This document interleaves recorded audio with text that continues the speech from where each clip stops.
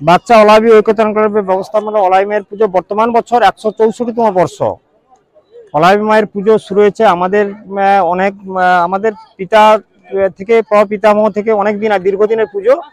আমরা মোটামুটি লোক পরম্পরা জেনেছি যে এক সময় তখন গ্রামে গঞ্জে ভালো ডাক্তার ছিল না। কলেরা রোগ, যেটা অলাউঠার রোগ বলা হয়, সেই রোগে প্রচুর লোক মারা যেত। তখন ডাক্তার ছিল না বলে তখন এই ঠাকুরের মোটামুটি একটা অলাবি সাধনা করে অনেকে, এবং একটা অদৃশ্য দেবী হঠাৎ মানে যে পাড়া দিয়ে মনে হয় যেন চলে যাচ্ছে, পরে পরে ওলা উঠা রোগ যেন ভালো হয়ে যাচ্ছে। এই থেকে ওলা বিবির সৃষ্টি হয় আজ থেকে 164 বছর আগে। হিন্দু এবং মুসলিম উভয় সম্প্রদায় আমরা এই পূজার সঙ্গে জড়িত। ওলা বিবি ঐকতান ক্লাবের বর্তমান সদস্য সংখ্যা 319 ঘর, 319 ঘরটি পরিবার আমাদের এই সংস্থার সঙ্গে জড়িত। আমরা এই যে বর্তমান বছরের পুজো শুরু হচ্ছে 2রা চৈত্র 1430, ইংরাজি 16ই মার্চ 2024। তাই বাচ্চা ওলাবি ঐকতান ক্লাবের পক্ষ থেকে আপামর সর্বস্তরের মানুষকে আমরা সাদর আমন্ত্রণ জানাচ্ছি। আমাদের 5 দিনব্যাপী পূজা অনুষ্ঠান হবে। 2রা চৈত্র আমাদের মায়ের ঘট উত্তোলন হচ্ছে বাজি বাজনা সহকারে। তার পরের দিন 3রা চৈত্র সকালে পাঁঠা বলি হচ্ছে।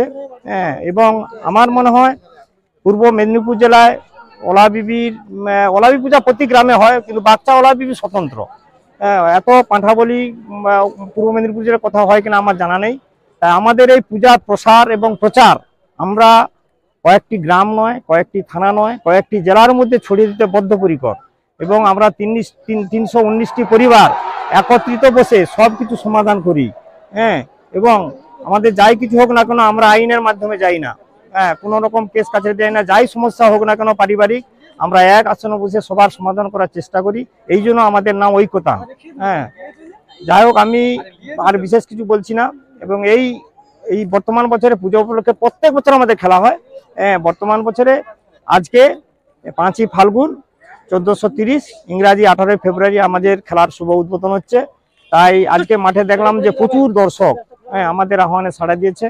সেই প্রত্যেককে আমাদের সংস্থার পক্ষ থেকে, আমার পক্ষ থেকে আন্তরিক শ্রদ্ধা, শুভেচ্ছা, অভিনন্দন জ্ঞাপন করছি।